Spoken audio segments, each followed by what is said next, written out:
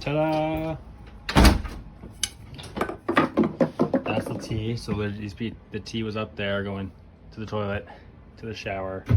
That's all ripped out now. We're gonna run 2 lines of PEX from the shower, hot water, cold water from the toilet, and here, all the way down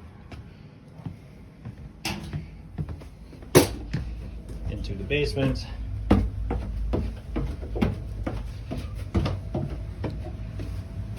we're gonna meet up there.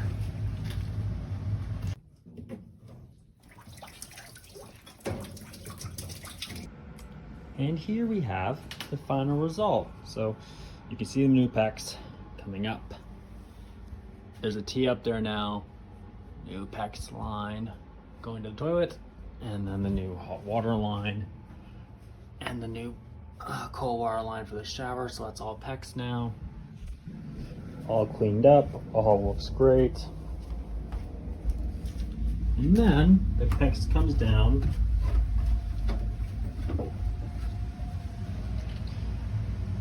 from the wall and meets 2 wall copper lines.